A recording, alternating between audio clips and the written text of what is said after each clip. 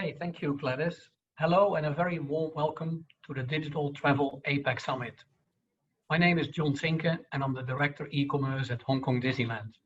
On a normal working day, I tend to spend a lot of time on hongkongdisneyland.com and also on our e-commerce stores on WeChat and Fliggy in China. But today, I'm going to be your moderator for an insightful and exciting OTA panel. As so many other conferences, we've gone virtual with the Digital Travel APAC Summit. And that means you can attend this panel from your home at your convenience. Or if your country is not in lockdown, from your nice office, of course. Today's topic is something that is very relevant for all attendees of today's webinar. How can you establish a clear and consistent communication strategy to fast track your journey to recovery during and post COVID-19? In other words, how can the right marketing strategy help you to accelerate your business growth? What messages should you be using in your campaigns? Which channels are more effective than others? Should you be spending less or more? And what can we learn from other travel companies who are getting this right? And I'm honored today to be joined by 4 senior experts from the travel industry who will help us to answer these questions and more. And they are Sunil Suresh from makemyyrip, Shirley Lasmana from Travelloka, Nuno Guerrero from booking.com, and Yousaf Rizvi from checkin.pk. And to kick off this session, I'd like to ask them to quickly introduce themselves, just your name, your role, and what keeps you awake at night. Can I start with Nuno? Of course. Thank you, John. Pleasure to be here. So Nuno Guerrero, I'm a regional director for South Asia Pacific with booking.com. And for those that are not familiar with Booking, we are an e-commerce marketplace that connects our accommodation partners with travelers, so with demand. And our mission is to make it for everyone easier to travel and to experience the world. The fact is what keeps me a bit awake at night at the moment. It's looking at how fast things are changing and how swift the changes are. Is about how fast can we also innovate. And at the heart of our core of Booking, we've always looked into innovation to support our partners and our travelers. So we'll, keeping nimble and adapting to the world that we're facing is very important. Yeah, great. Shirley, you want to go next? Yeah, hi, thank you, John. I'm Shirley, Travelloka's VP Marketing Accommodation. Travelloka is the leading travel and lifestyle booking platform. And what keeps me at night is I want to ensure that Travelloka can help as much as we can partners from all across the verticals in tourism industry to recover ourselves from this pandemic, which hits vast majority of our partners. So we want to boost recovery both through innovation and as well consumer-centric innovations. Fantastic. Sunil? Yeah, hi, I'm Sunil. I am the Chief Marketing Officer for the makemyyrip group. So the makemyyrip group has 3 of the leading OTAs in India: makemyyrip, GoIbibo, and Redbus. And I'm delighted to be here and part of this conversation. What keeps me awake at night is really about how do you continue to stay relevant to consumers through these crazy times. And as things change every day, I think it's really keeping all of us on our toes. Absolutely. And last but not least, Yousaf? Yes, my name is Yousaf Rizvi. I'm the CEO and co-founder and founder of checkin.pk. So checkin.pk is Pakistan's first online travel company. We were formed in 2004-05. And since then, we have been continuing to make sure that we try to bring Pakistan consumers online because primarily our industry is offline at the moment. And so what keeps me up is the fact that we want to make sure that we keep ourselves focused on the fact that what our mission is, and to make sure that we keep ourselves relevant for our customers so that they can come online. Fantastic. Thank you all. So before we kick off, we have a few slides that we want to use today to support our panel. So let's have a look at the first slide, please.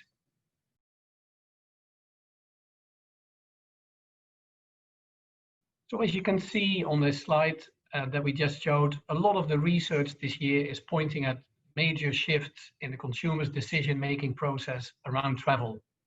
Health and safety, understandably, ranks really high these days, and free cancellation has jumped up the list. Shirley, if I can start with you, in your experience, is price still important, or is it all about hygiene and booking flexibility now? Yeah, it's also aligned with our observation and research that health and safety as well, free cancellation jump up to the top to purchase driver for our customers during this pandemic. And it took a lot of consistencies for us to educate this to our consumers and educate them because those two factors are really important to boost people's confidence to go out and travel.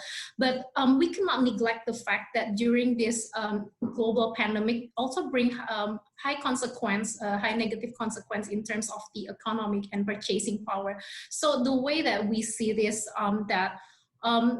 by convincing our customer that we uphold those hygiene, safety, and protocols as well, giving flexibility to customers will reduce the friction for them to travel. But at the same time, when we're fulfilling, when we're reducing the friction in terms of economics by, for example, rolling out promotional campaigns, that will also help to boost the recovery. So I'll give one exciting example. So last month in November, early November, we just launched Travelloka Epic Sale. So that was the biggest promotional campaign in travel and lifestyle category. So we managed to grow the transaction by 13 times during the campaign by combining those three factors. So we provided up to 80% discounts. Second one, we also engage with our Travelloka Clean partners, those that are committed to health and safety procedures. And the third one, we also provided a long booking window. So based on our observation and as well our internal data, those three factors need to be present to provide a more robust recovery pattern for tourism. Yeah, is that the same what you're seeing, Yousaf, in Pakistan? So yeah, exactly. What we've seen is people are now very much concerned about the refund policy. If you're talking about flights, if you're talking about hotel bookings, they want to know what is the cancellation policy in terms which they usually were not that interested in initially, or they were not that focused about.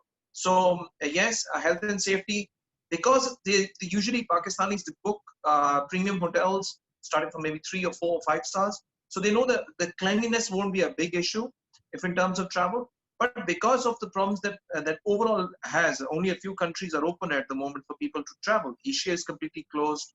You have only maybe from Pakistan, if you're looking at Saudi Arabia has just opened because nearly 60% of the travel is to Saudi Arabia and the Middle East. So because Dubai has just opened up and Turkey is open, so these are the few countries that people, and Maldives, yeah, it's open. So these are the few places where people are traveling right now. And what we see is, yes, that the concerns, but they're pretty much sure that these are international hotels, international chains, they maintain a certain standard. But the cancellation policy, yes, is now very important for them now. So they want to know if something happens, if the flight gets cancelled or their COVID test becomes positive at some point just before travel, what are the cancellation policies and how will they get those refunds? Because during the pandemic, people suffered a lot of losses, or they had their money stuck with the airlines because people are not refunding it back to them, the airlines money. Yeah, and how does that work, Sunil, at Make My Trip? Everything free cancellation applicable? Yeah, I mean, I think safety and flexibility are clearly two of the biggest drivers at this moment. I think that's common consumer reaction to the uncertainty and the sort of need for safety overall. Having said that, I think price still is very important. And what we do realize is a lot of consumers expect prices to be low, because they know that the travel sector is going through tough times. And therefore, for them, it's almost like a given, right? So when you go back and ask them, what are the factors important, they don't necessarily mention it, but it, is very much part of their sort of consideration. And if they don't see deep discounts, then they don't book. So, you know, across the board, I think we have great prices. We do also have flexibility, and I think everybody in the industry is sort of coming together to make this available to consumers. Yeah. So Nuno, it's a buyer's market at the moment. Indeed, indeed, and I think that reflects also that the consumers want more value, and that value is not just price. As I think we already shared, the value comes with the flexibility, because we are facing uncertain times, and that, you know, suddenly we need to cancel or change plans. They are looking for that as they're looking to do their reservations, but they're also looking for how are the partners, the hotel accommodations, communicating their safety and health, because like measures and protocols. But you know, I think that they're standards, but we also see consumers looking for what's above and beyond, right? How can they feel? Basically, how can they trust that their travel and their experience is going to go in a smoothly and in a manner that they feel safe and their families feel safe, right? That is very important. Okay, thank you. So a few years back, you may remember, Google defined 5 stages of travel: dreaming, planning, booking, experiencing, and sharing. Let's have a look at slide 2 to refresh our memory.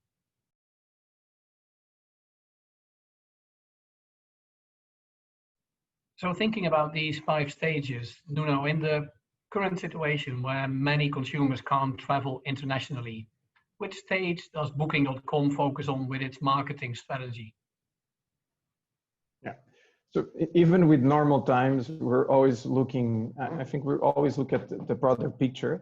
And I feel we should continue to focus on all stages. You just have to think now is what countries do you focus at those stages, right? It depends on where the countries are positioned in terms of, do we have restrictions in terms of travel? How many COVID cases? And so, of course, consumers will be conscious of what's surrounding them and how they tackle, but we definitely see differences. So we look at Oceania, so Australia, New Zealand, and you definitely can see you know, quite a large movement of travelers and people enjoying in a safe way, obviously, their vacations at the moment.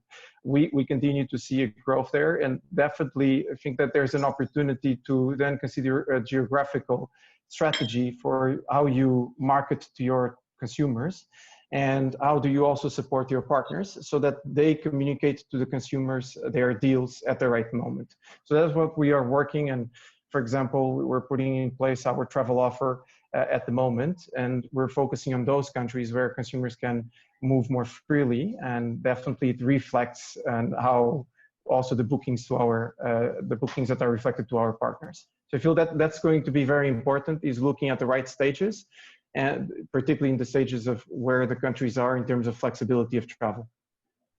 Yes, but for countries where, for example, the borders are pretty much closed, are you then more focusing on the dreaming and the planning, or are you still trying to convince them to book domestically?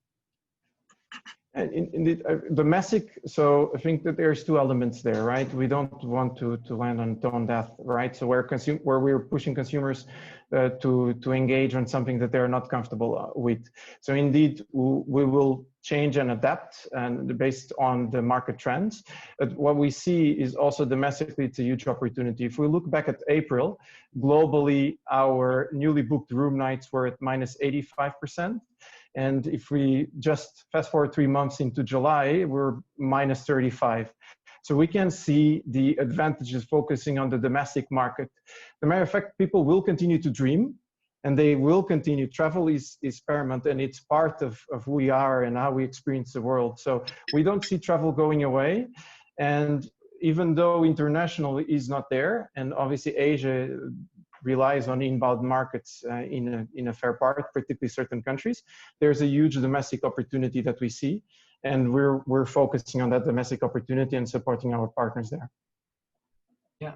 So Sunil, in your situation at makemyyrip, what has your focus changed from booking to dreaming, or?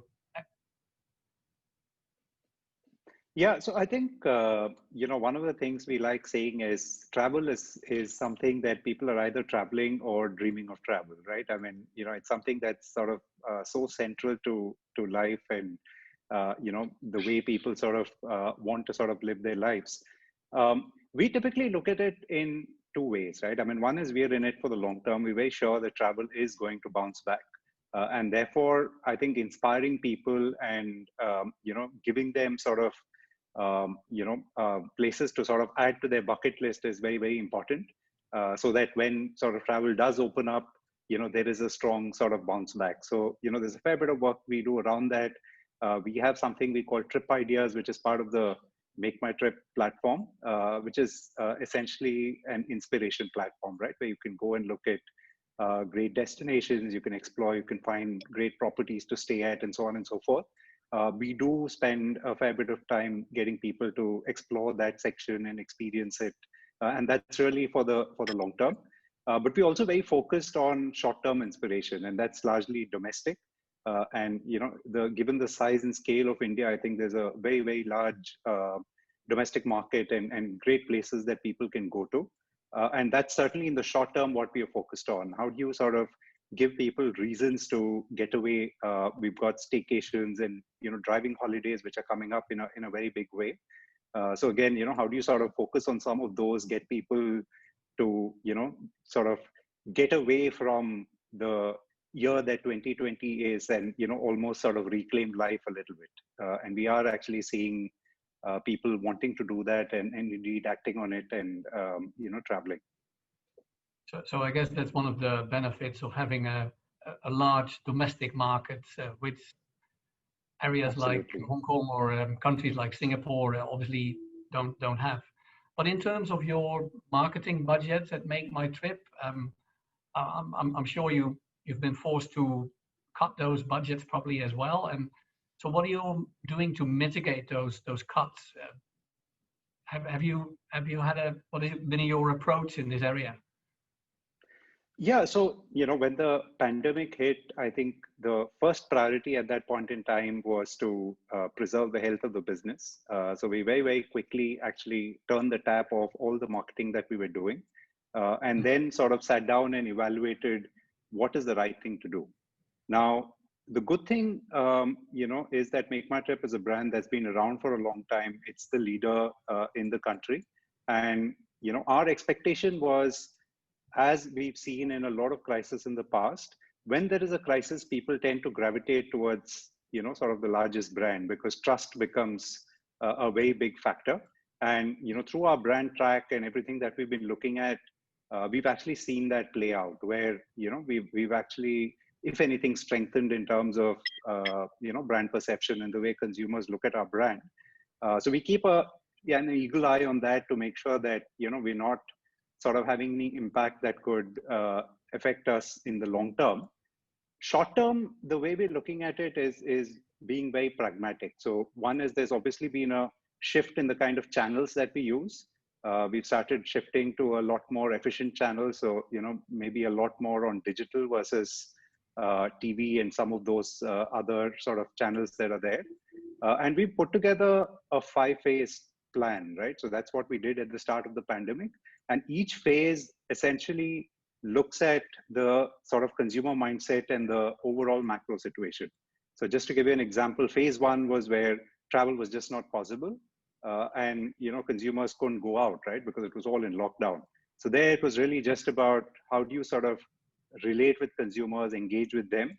And each phase successively, sort of has a different game plan depending on the situation.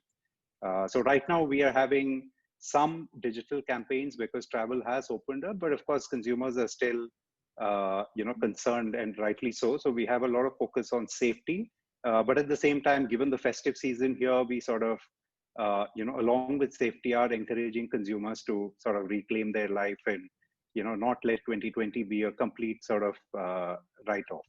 Right. So yeah, so I think that's the approach.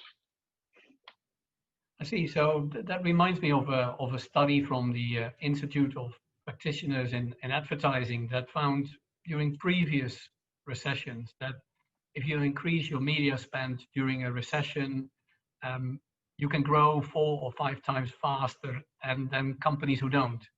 So surely, do you think this rule still applies in the current pandemic situation?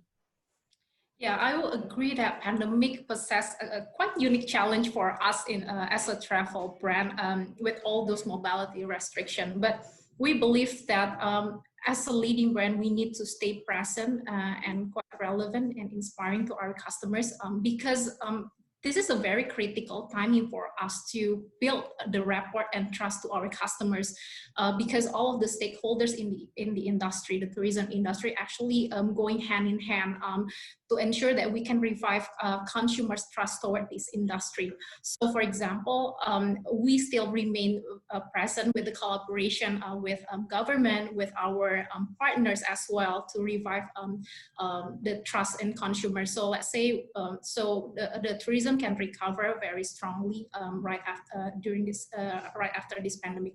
And I think the second one is also on the promotional budget. It is quite the situation is quite similar with my colleagues here, that we are faced with the situation where we need to be much more efficient in terms of marketing spending. So we need to do things a bit differently. And I think this is actually this year is a very interesting year where as a marketer we need to be more creative and shifting not just from, let's say, across different channels, but as well to strengthen our organic marketing. So for example, during the last APAC sale, we're capitalizing on improving our content quality. So the content has a strong word and value, so it becomes a word of mouth. So in terms of the ROAS, it was a really good. And the second one, on the organic channel, we managed to build a quite a stronger infrastructure than before, for example, through our social media presence, as well, for example, through live stream, where in this year we managed to build an in-app feature for live stream, and that was becoming one of really a growth driver. So you've continued to invest in marketing, but at a lower level than in a normal year? So we tried, there are some shifting in terms of budget. There are some spending efficiencies, but we're trying to shift that across channel, and also we focus more on organic channels as well. Yousaf, is that the same for you? How have you been coping with this, with the marketing cuts and the different strategies? Yeah, so in our market, because of the restrictions, the lockdown which started in March, in end of March, initially travel was completely closed, so people weren't traveling in March, April, and May. But then after the holy month of Ramadan, when it's festival season and people started traveling, we saw that people couldn't travel abroad; they traveled domestically.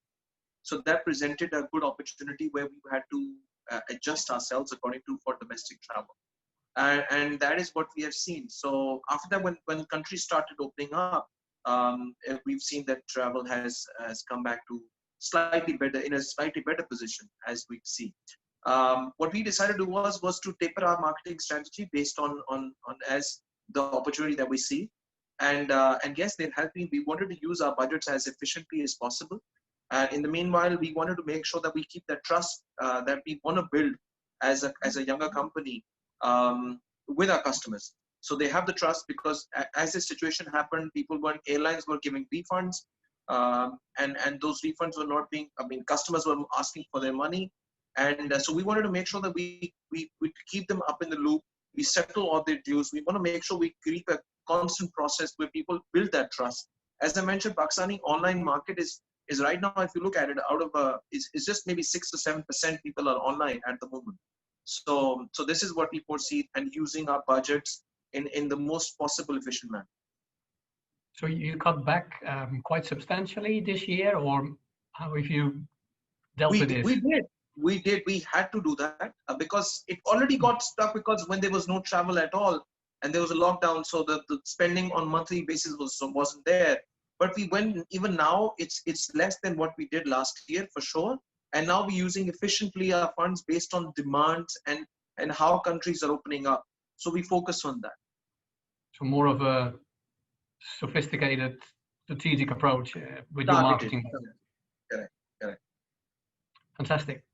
So let's talk for a bit about the infamous Hong Kong, Singapore travel bubble. Can we show slide 3, please?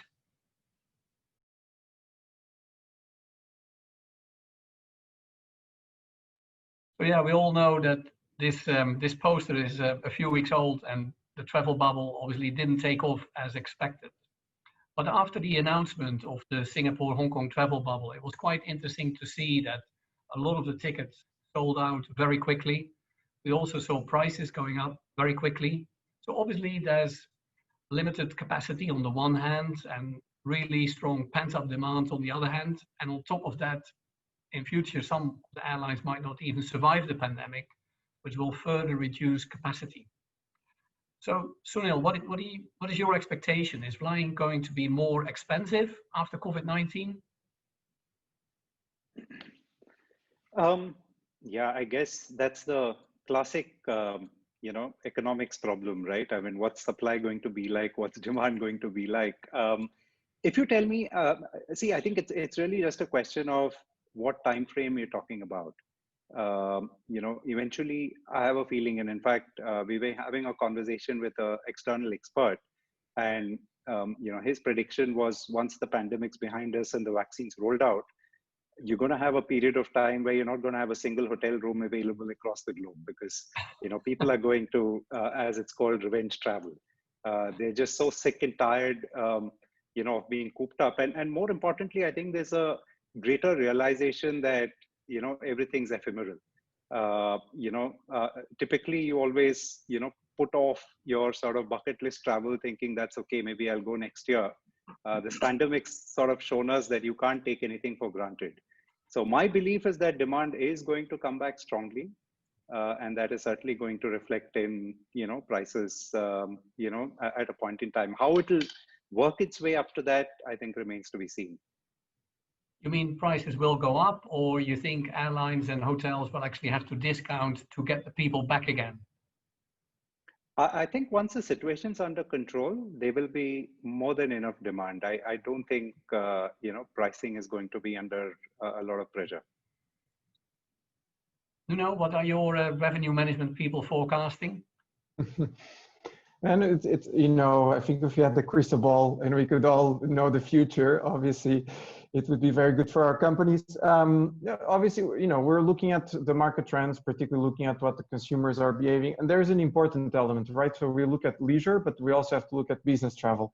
And that effectively, we can imagine that is going to change, right? So we will see, more meetings being conducted via Zoom, like we're doing at the moment. And there's definitely opportunities where companies will want that face-to-face meeting that is valuable, but there will be a shift. And the airlines will have also to react to that. So what capacity will they have for their business travelers in their flights? What they will put for the economy passengers? And that will also have to be adjusted. Maybe that will also be reflected in the cost.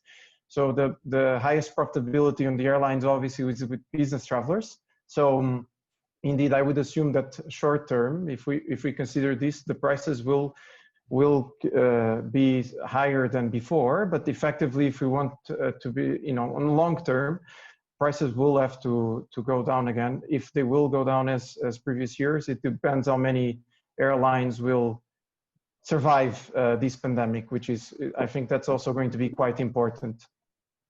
But in the current business model, for most airlines, the business class passengers are subsidizing the economy class passengers.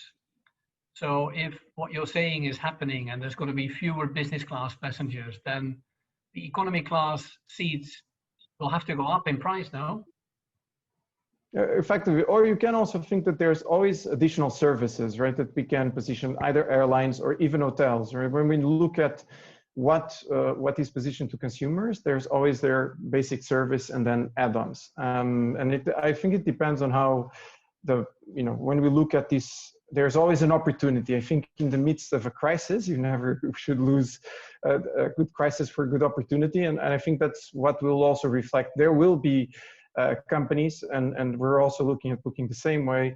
I think it's not to take advantage because obviously it's a difficult situation for everyone, but I think who's able to see opportunities and see ways of helping travelers, helping consumers gain more value, I think that will be critical. So how that is reflected on the airline part, I think let the experts see, but from definitely, I feel that there's going to be, starting with domestic already, and we see it, opportunities to engage with consumers.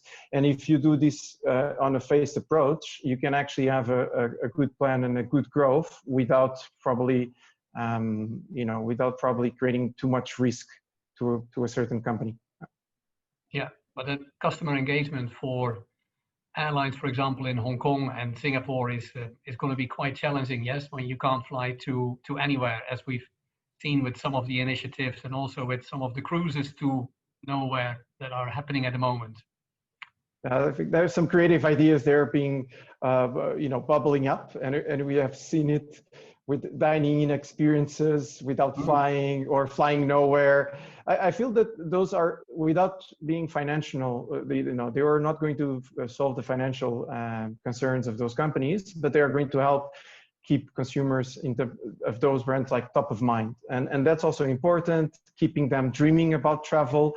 And effectively, as we have the vaccines, which I see it from a glass half full kind of way, we have good news on our way, and I feel that we also have to see how that will reflect. And I feel that consumers are also enjoying that, again, domestically, but we have to be hopeful for the future, right?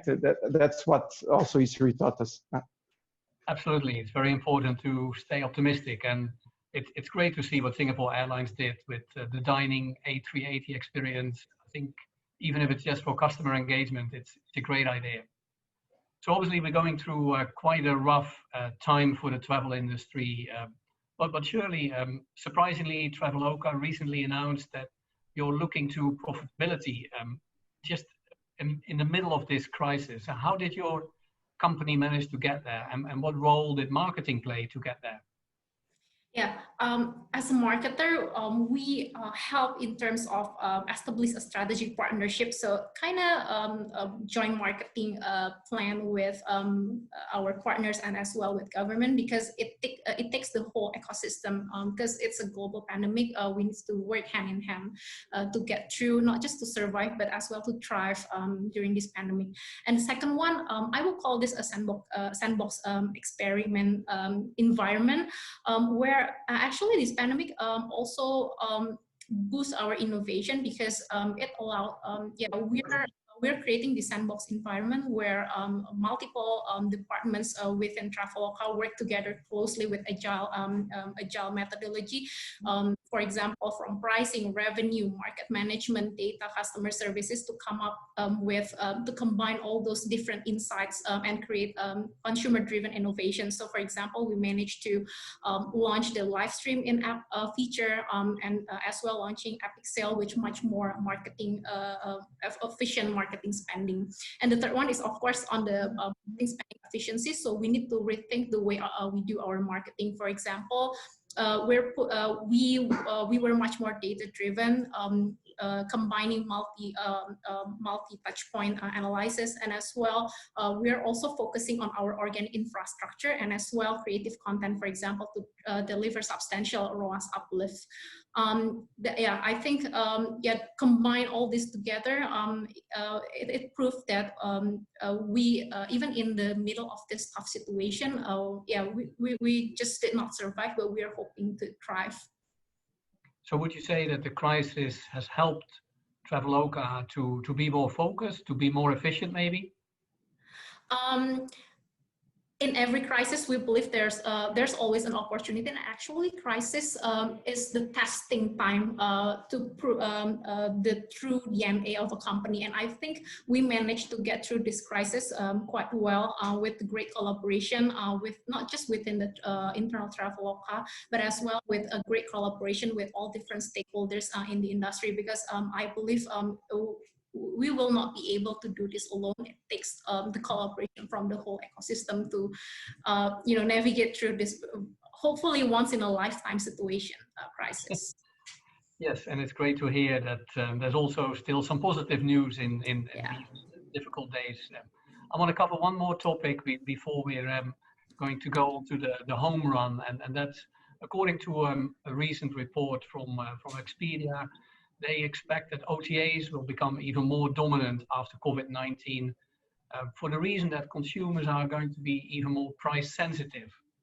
So Sunil, what are your expectations? Will consumers really go for price and convenience to the OTAs, or will they prefer to book direct for peace of mind around flexibility and safety? What do you expect to happen after this crisis?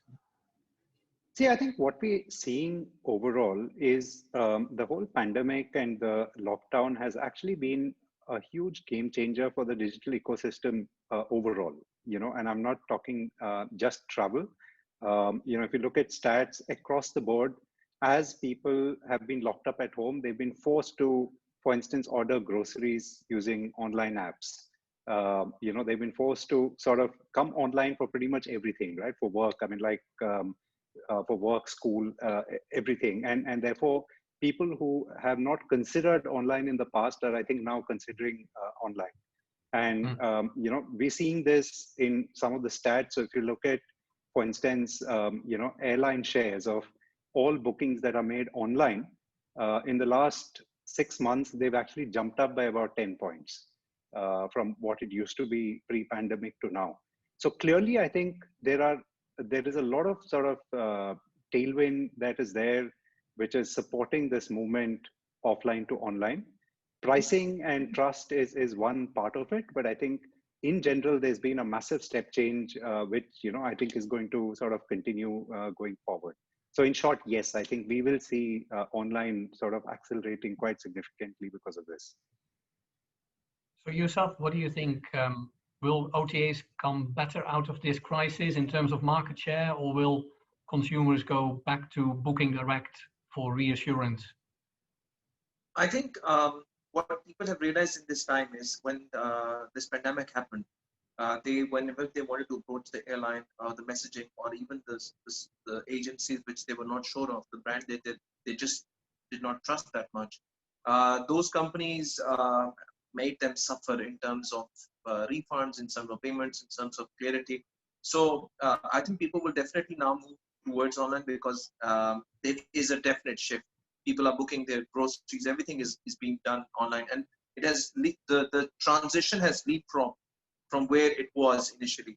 So I think people would prefer convenience. It's very difficult when you have this convenience to book everything with your phone, to then go back offline, maybe for an experience.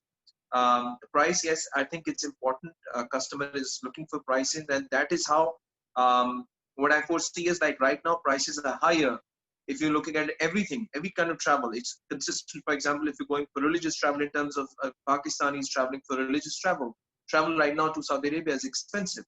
So now it's going to have a trickle down effect where people who are more financially, possibly they have the facility to spend on travel, they are doing it. And as things improve and the vaccine comes out, things will change. It will get easier for people to travel as the restrictions in countries open.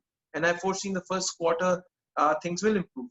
But my most important point is that it is also great opportunities for companies to sort of sit back and look at themselves and see where the opportunities are, and to grow further and build partnerships with regional partners, the regional players, so they could see that when things come back to normal, it would present a great opportunity to prosper. But I think we all agree that that shift to online, based on what we've seen in the last 9 to 10 months, will definitely accelerate. Correct. So we're going to wrap up with one last question. Can we show slide 4, please?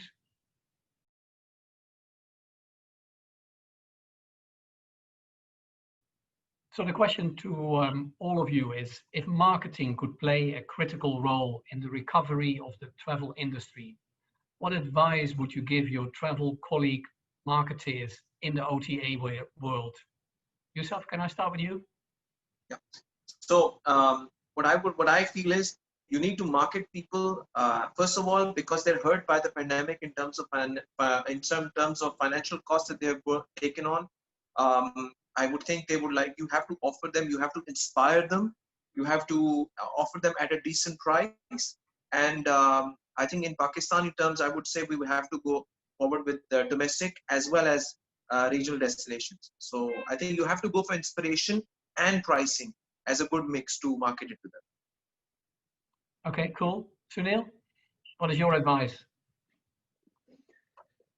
My advice would really be, I think first and foremost is how do you sort of ensure you stay relevant? So, keep your ear to the ground, keep talking to consumers, understand what they're going through, and, sort of design programs that keep your relevance up.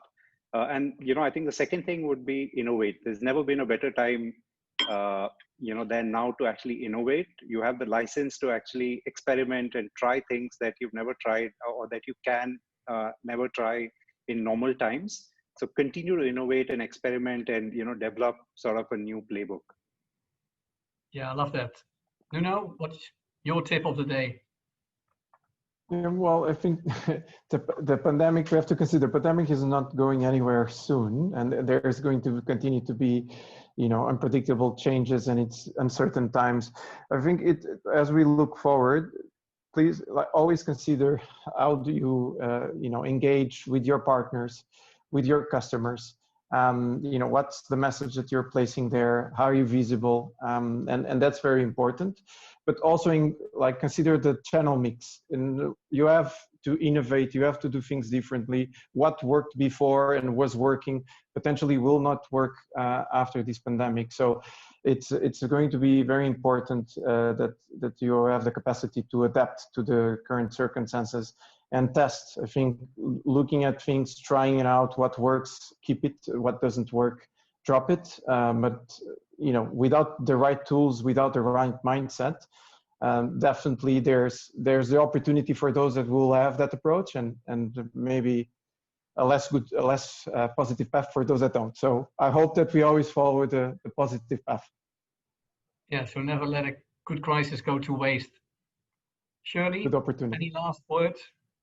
Yeah, we believe that a collaboration and innovation will be the key, not just to get Travelloka to survive and thrive this pandemic, but as well the whole ecosystem of tourism. So our piece of advice will be to collaborate together with the stakeholders within the tourism ecosystem, such as partners, government, regional players as well. To work together to support domestic tourism recovery and as well, because for example, Indonesia tourism makes up almost 5% of the GDP. So I think it needs a lot of collaboration to enable us to not just recovering domestic tourism, but as well the national economic recovery. Fantastic, thank you very much. And I'm afraid that's it for today. That's a wrap. First of all, I'd like to thank Sunil and Shirley, Nuno and Yousaf for their time and active participation. I'd also like to thank, of course, all the attendees for being such a wonderful audience. We hoped you enjoyed this session as much as we did, and hopefully it gave you some new ideas for your own business. So thanks again. See you next time, hopefully face-to-face at the Digital Travel APAC Summit in Singapore. Until then, keep traveling and stay safe. Thank you. Thank you, everyone. Thank you. Thank you.